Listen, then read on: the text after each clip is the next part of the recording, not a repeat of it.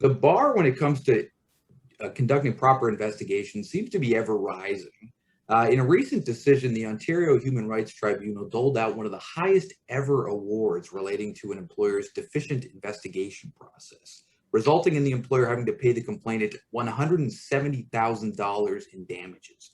The award was partly due to the fact that the employer didn't investigate from a trauma-informed approach.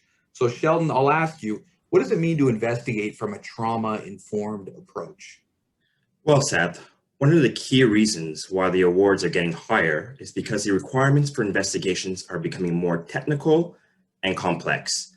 For example, investigators need to investigate by taking a trauma-informed approach when necessary. So to give it some context, as we all know, over the last few years, there has been a series of social justice movements from Me Too, Black Lives Matter, and now Stop Asian Hate.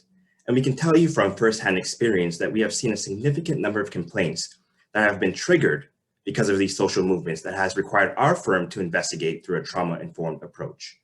When these complaints are brought forward with respect to discrimination, sexual harassment, or workplace harassment generally, employers should be aware that employees may be traumatized by their experiences not only in the workplace, but also in all aspects of their lives.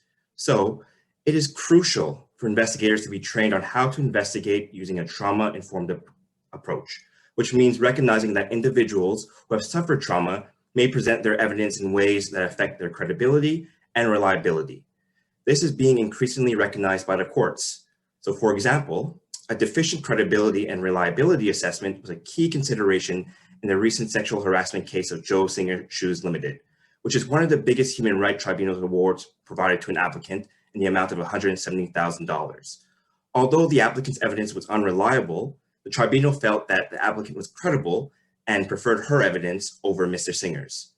In addition, the applicant's doctors testified that the applicant suffered from depression and PTSD that was caused by the sexual trauma she endured, which had significantly impacted her memory.